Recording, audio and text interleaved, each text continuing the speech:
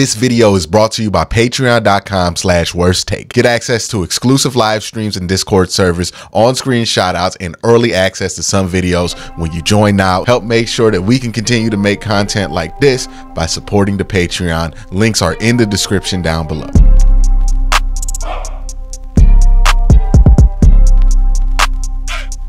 No hat today, so we get the rare G Bush with the hair out. He must have got a haircut recently. It looks good. It looks good. Looks smooth.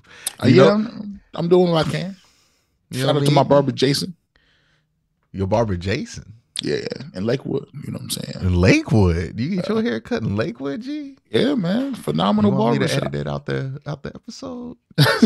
Sound like you go to Super Clips, brother. Like, nah, I can't go to.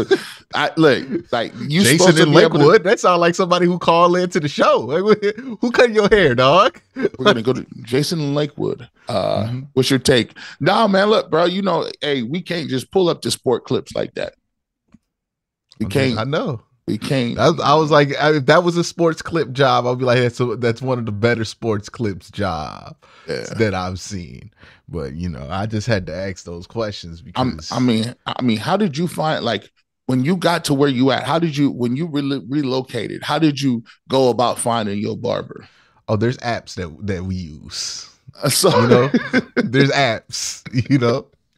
Like, did you have not paying portfolio? me, so I'm not about to advertise them. But you know, no, there are apps that are targeted towards the exact demographic of people that you think we talking about right now to get their hair cut. That'll show you all of the people in your area that cut that hair the way you need it cut.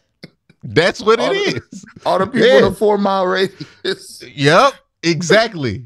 Okay. DQ's like, hey, man, no free advertising over this way. You know what I'm saying? No, because also my barber recently switched away from that app. Okay. Yeah, all right, yeah. okay. So you know, I can't be switching sides in the beef, right? Like, you know, I gotta hold it down. Like, you know, I still got to stand an appointment every 2 weeks. I can't. Like, now, do you like? Does he know? Like, I mean, does he, like, you know what I'm saying? Is you like? If he's cutting professional athletes, is it like, oh, I cut Quincy's hair and the professional athletes? You know, I ain't like that yet. No, I ain't like that yet. But my old barber, shout out to my old barber, he in Cleveland. He do cut for Evan and them. Okay. Yeah. Okay. Also found him on that app. Shout out to the app. Shout out to the app. If you know, you know. He ain't even saying the app's name. He's so savvy. He ain't even talk about the app. They got to pay too.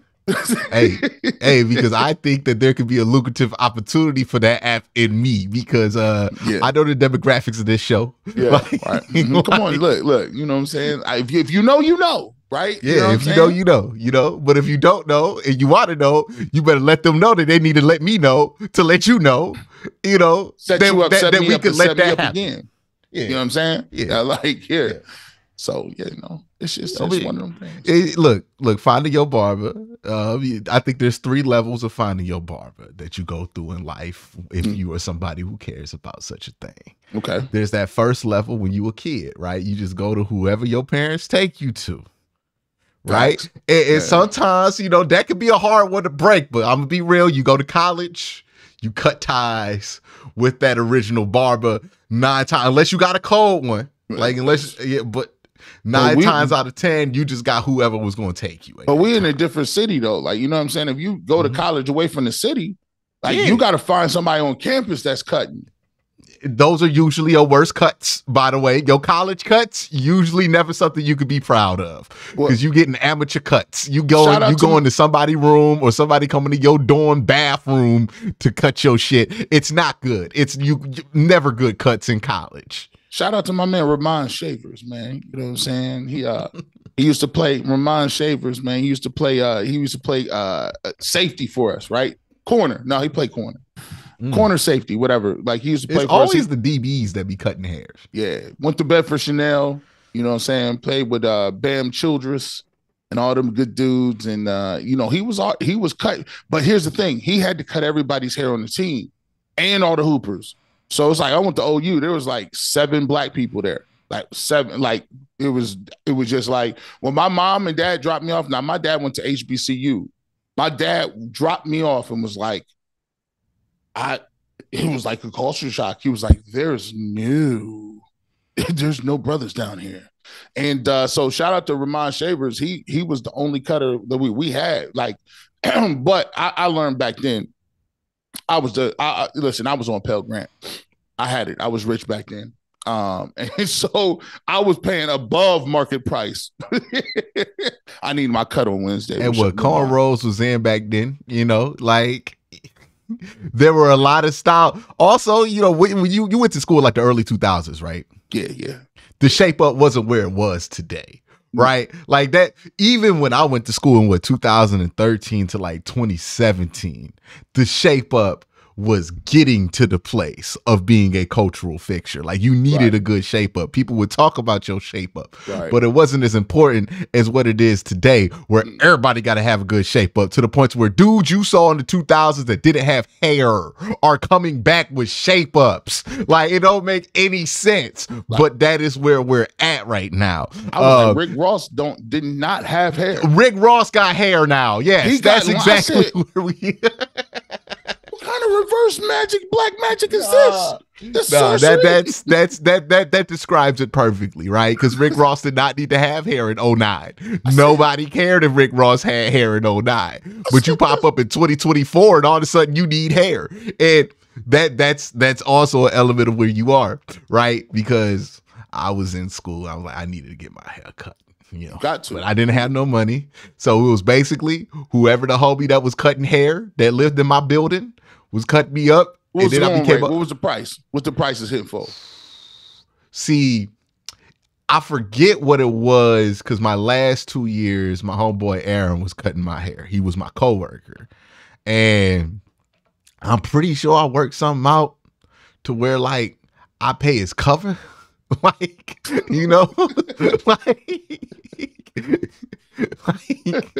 I'm pretty sure I worked something out like that. Like I gave him a pair of J's and then said like you could. I knew somebody at the club that everybody used to go to, so I'll be like, all right, man, he gets in, and that's how I get my hair cut. Right. It's a real fragile ecosystem when it comes to college. Whole black market.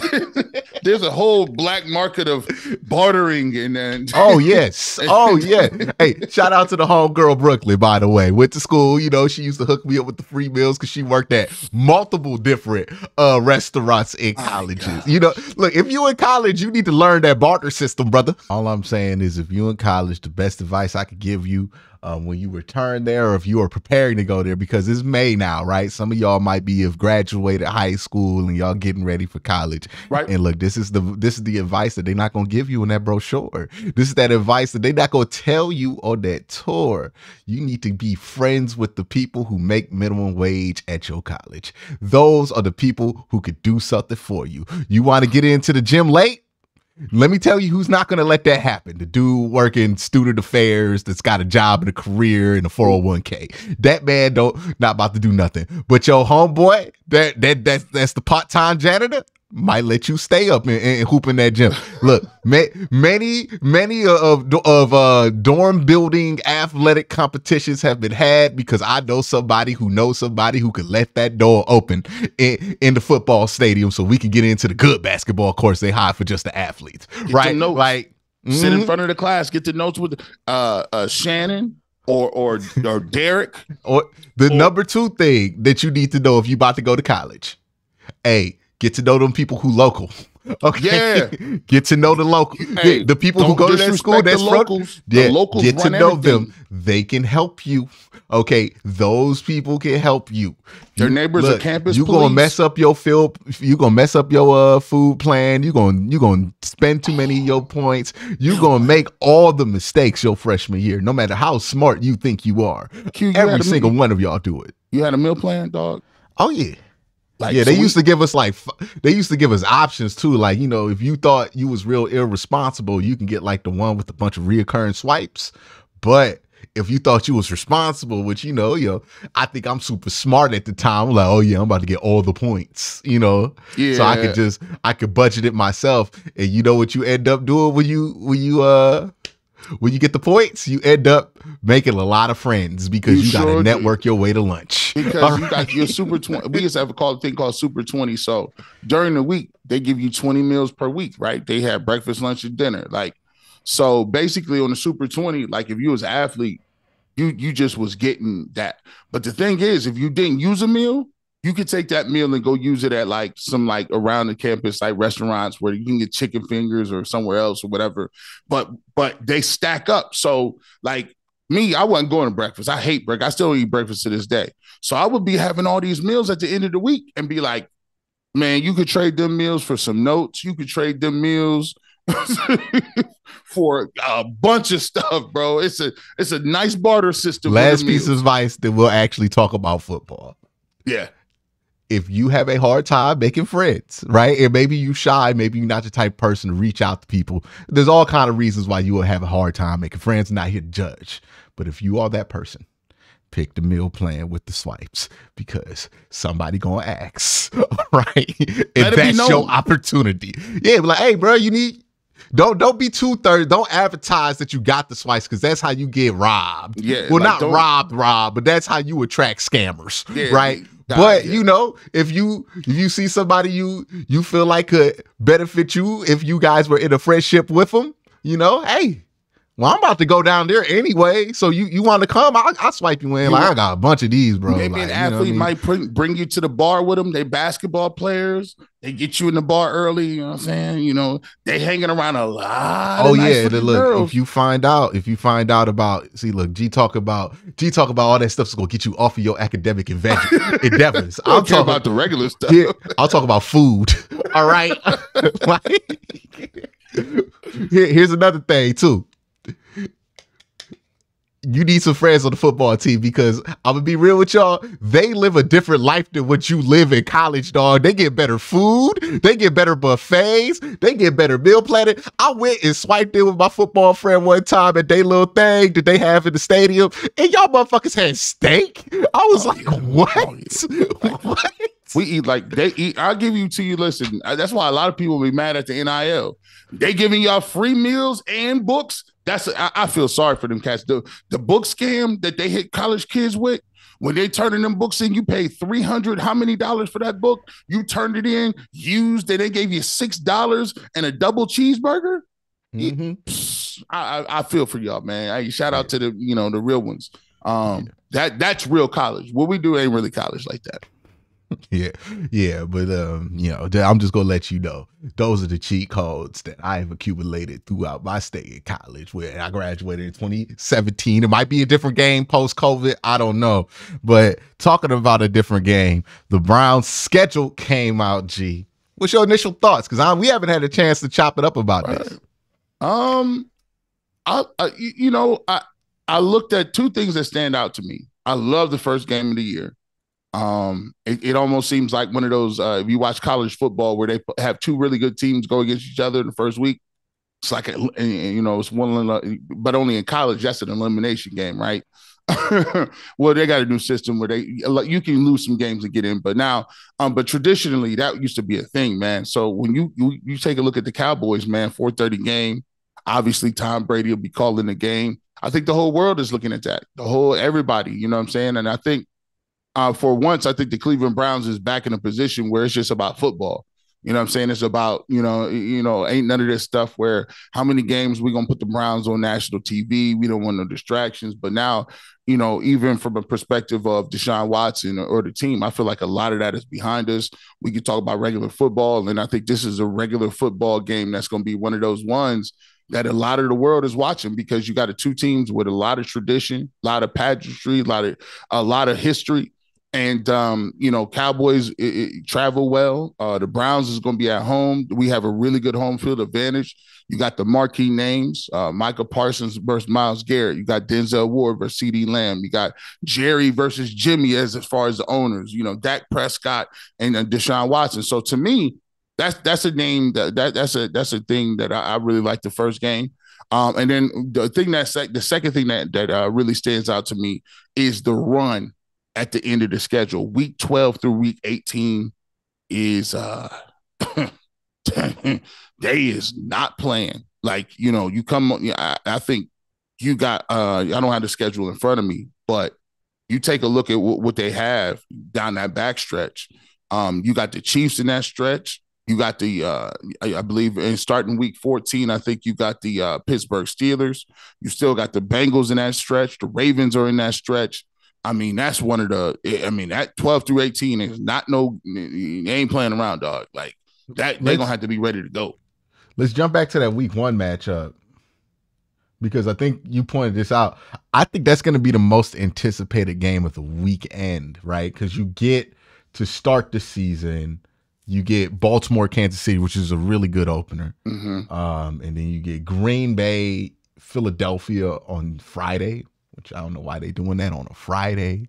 Is that the Brazil game? That's got to be the Brazil game, right? Okay. But then you look at this, it's a bunch of 1 o'clock games. The other 4 o'clock games are Raiders, Chargers, not national. Broncos, Seahawks, not national. So none of those games are going to be highly anticipated, because what you're talking about, the Raiders, Gardner Minshew, right. And then even the 8 o'clock game is what, Lions, Rams. I don't think that's going to be super highly anticipated. I was able to put the Lions with somebody else. I thought they did a nice job last year. Remember the Lions and the Chiefs opened up? I liked that game. Lions ended up winning that game at Arrowhead, I believe. So, I would say they put the Lions with somebody a little different. And then we got to talk about Monday Night Football, because they slate sucks this year. You know what they opening the year with? Who's that? New York Jets, San Francisco 49ers. They are planting that flag on the Aaron Rodgers thing. So I think they got 6 games, primetime games. The Jets. I mean, I guess. That's nuts. We saw what happened last year, and like he could get hurt, but Jets 49ers, that sounds like last on the totem pole to me. Like, I'm not trying to see that. But yeah, so I think that's going to be the most anticipated game of the weekend, which is going to lead a lot of talk about it. I think a lot of people are going to be excited to see what these two teams are going to look like. And there's 2 stretches of this season. You talked about one towards the end. I think it's going to be interesting because, like, I think the Browns can have a great record up until week 15, and everybody's going to be like, well, we don't know if they're for real yet, right? Because even though they have this stretch, Philadelphia, Cincinnati, Baltimore, and then Los Angeles, those are all 1 o'clock games, right? So only regional audiences are going to know about them and know they exist. Mm-hmm. And then also, it's in October, and the stuff you do, like, the Browns beat the 49ers in October with PJ Walker. Mm-hmm. But the game we always hold heavy is, we beat the Baltimore Ravens with Deshaun Watson. Right. You could argue that the PJ Walker win was more impressive because you won it with PJ Walker. Way more. But the thing that held longer was that Baltimore win, right? So it's just too early in the season to go on a nice run like that for people to take you too seriously. And then you get to that week 15 stretch. Well, honestly, it starts at week 14, right? Because you play Pittsburgh in Pittsburgh. We ain't won there in a while, at least in the regular season. And even if you include the playoffs, it's been 4 years since we've done that. Kansas City, obvious. It is what it is. Obviously, a big game there. I'm interested to see if that stays a 1 o'clock kickoff. That's a game that could easily be flexed to 4 o'clock. Cincinnati on Thursday night in Cincinnati, and then you get a couple days rest, and you play Sunday Night Football versus the Dolphins. Tough. And then the last week of the season, you play Baltimore. Now, here's what I'll say about this last stretch, right? Especially these last 4 games. Right now, it looks like murder's row. Yes, it does. It could easily turn into something else, because since these games are super late, if you play Kansas City week 15, and let's say Kansas City's about wrapped up with the division, then all of a sudden you beat them out where they weren't really playing for real. Mm-hmm. Right. They were pretty much locking up the division. They had a bigger game to worry about. They play Denver next week. They win the division. You can easily see that getting discounted, right? Beating Cincinnati at Cincinnati Thursday Night Football. The Browns are in this damned if you do, damned if you don't situation with Cincinnati because they've beaten them so much where nobody's going to be moved off a win against Cincinnati when it comes to the context of it being the Browns, because we just beat them so many times. even though that they've been a better team than us, like what 2020, 2021. Well, no, 2021, 2022. Mm-hmm. The Dolphins, who knows what the Dolphins are going to be this year? They should be good. Right. But who knows what the Dolphins are going to be this year? And then you play that last game versus the Ravens, and who knows if the Browns or the Ravens need to play their starters by week 18. Because I could see a scenario where the Ravens have the division like they've done before. Last year comes to mind. The Pittsburgh Steelers needed to get to, get in the game. Maybe we got the division. Now, listen, if that's because the Browns did that last year too. We were in the playoffs and kind of let off the brakes. You know what I'm saying? Maybe we got the division and they got the 5. Or they're locked into 6. Right. You know? It might be a situation like that.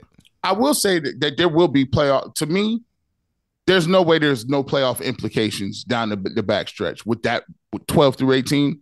I think seriously, either for us or other teams, if you look at the mix, you could say the Bengals could potentially have home field.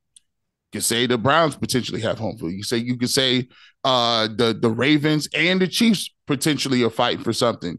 The Dolphins could be fighting for something. It's very hard pressed to say or to look at that and not imagine that, like, during that backstretch, that people are really looking to play hard and playing for something in those pivotal games. That's definitely what the NFL is betting on, because 2 of those games are on national TV. Mm-hmm. Yep. Right. And we've seen this year Thursday Night Football has definitely taken a step in the eating line over Monday Night Football. So those are significant national placements that the Browns have there in the later part of this schedule. My question is, like, I'm just going to wait until we get there before I'm like, okay, it could be. Because it's one of those things where it's like, oh, it looks like 4 straight games that are going to have playoff implications, but it might easily be, you could win enough games early on to where it might be maybe 2 of those games really matter. Or maybe 1, or maybe all of them matter. But, I think that's an interesting point in this thing. My other point is, this is a light road schedule. Who they got on the road? They got the Saints on the road. They got the Broncos on the road. I think their toughest road opponent is the Eagles, week 6. They get the Raiders on the road. They get the Commanders on the road. They get the New Orleans Saints on the road. They get the Denver Broncos on the road, and the division opponents. And you think about it. I mean, that's a dome city. So Deshaun should play well in New Orleans. You do have to go to Mile High, but they got a rookie quarterback, right? They're probably going to be starting Bo Nix or somebody. The Raiders got Gardner Minshew, but it's the Raiders. He's a backup. We saw what he could do last year. He's not trash or anything, and Washington Commanders have a rookie quarterback, Jaden Daniels. So, I mean, I would rather play those guys on the road, specifically speaking, because just the way their roster is built right now, in a different way that they're at a different stage in their organization and their rebuilds, the Browns should take that to, you got to have them. Them is the gimmies you got to get. Yeah. And another thing to note here, I think the one thing that's not too positive about how this thing kind of ran out, you're playing Pittsburgh at the back end of the season. The reason I think that is I think Pittsburgh's going to be a significantly worse team with Russ than they are with Justin Fields. And the reason I think that is not because I think Russ and Justin Fields are like that different at quarterback, but Russ is Russ. And there's going to be pressure on Arthur Smith to throw the ball a lot when Russ is the quarterback, to justify having Russell Wilson. And that's going to make Pittsburgh a worse team. Whereas if you're starting Justin Fields, you feel a lot more free to do what you want to do, which is run the football. And I think Pittsburgh's better when they run the football, play a little bit more conservatively. And I think you are going to be catching them during their Justin Fields era, right? because I think they're going to struggle because they have an easy first half of the schedule.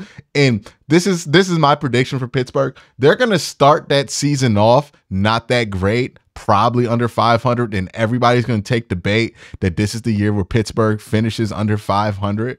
And then they're going to put Justin Fields in. He's not going to put up great numbers, similar to Kenny Pickett, didn't put up great numbers, but they'll play well enough to where the defense can sneak them out of some wins, and then they'll find their way to like 9 wins somehow when it looked like they were dead in the water at the bye week going into the tough part of that schedule. And I think, you got to watch out for Pittsburgh at the later part of the season because I think they'll be playing better football in November than they will when Russ is out there in October. Also, you sucks for Miles, right? Because Miles could have had like 14 of them boys on him. You just brought out, and I thought that was is exactly how I was going to phrase it, but I think we got it. I think you started off with it one way. I would say that I think Pittsburgh starts off slow. No, excuse me. Sorry. I think Pittsburgh starts off pretty good. I think they can get out to a 3-1 start, maybe even potentially a 4-0 start. And then I think games 4 through 7 or 8, Russ turns into Russ, right? There's some issues. They lose a bunch of games in a row, maybe some bad turnovers. And then some way, shape, or form, Justin Fields works his way into the lineup, probably week maybe 10, 11, somewhere around there. They get a couple wins that he kind of rights the ship. And then he's the guy moving forward. And I do think they can be upwards of 9 or 10 wins. I just think it's just a little different from, how they get to Justin Fields, whether he gets in earlier or later. But I think we both agree that Russ won't be the quarterback after a certain point in time during the season. And I fully expect that to happen when it comes to the Steelers. You know who also agree with this? Who's that?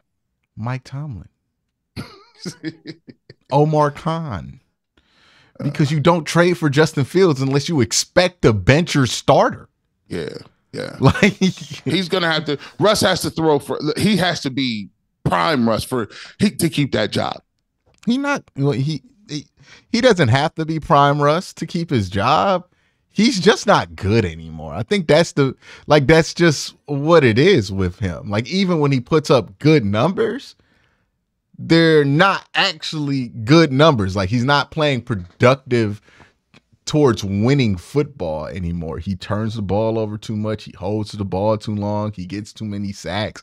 Like you can fool yourself if you just look on like a spreadsheet of Russ into thinking that he's a good quarterback still. He got good. He got good numbers. Yeah, the numbers are fine, right? I'm not arguing the numbers, but when you watch them in action and you watch Russ, you're like, oh, okay, I see why they're not winning. This dude stinks. Like the amount of opportunities he misses out on. Like, yeah, he'll get a big chunk play, but it should have been a touchdown because he lofted the ball in the air for whatever. And in the very next play, he doesn't get the play call right, or he's arguing with the play caller. So you get like a delay of game. Like he just doesn't play winning football. And again, I'm not the only one who thinks this. On some level, the Pittsburgh Steelers think this because, again, if you thought he was a winner, you don't bring in Justin Fields to ride the coattails just in case he makes a mistake. Also, you know who thinks this? Pete Carroll, Sean Payton. They've been willing to pay him enormous amounts of money to not play quarterback for him. And that don't happen to nobody who people think is a winner.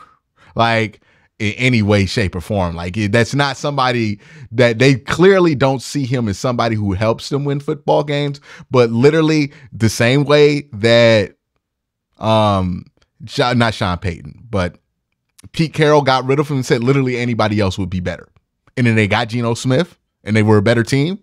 I think that's how Sean Payton views this. I look at Russ and I say he's a case where after a quarterback leaves his prime in terms of his athletic ability, you're left with one of his skill sets that was never that strong. I mean, it wasn't like Russell Wilson had the greatest of arm strength or, he always had decision-making issues. Once again, like, we take a look at it, throwing an interception on the goal line in the Super Bowl. Like, those things have never really been his really crazy strong suit. So when you get rid of the extension of plays, when you get rid of the fact that he can't just escape sacks and run around and do certain things like that anymore, you're left with a skill set where it's like, okay, well, you have average arm strength, your decision making needs to be readjusted, or it's a lot to be left to be desired. Like you end up with a guy like that. I always wonder, like, you know what I'm saying, you know, say if you said back in the day, take Lamar Jackson's running ability away, or Jalen Hurts' running ability, or any one of those quarterbacks, can you beat me from the pocket consistently? And I just, at this point, I don't think you can do it. Yeah. It's going to be interesting to see how the AFC North shakes out. Again, the AFC North, everybody in the division is going to have a tough schedule. But that's it for me and G. Bush. Hope y'all have a great day. Have an even better night. Peace. Peace.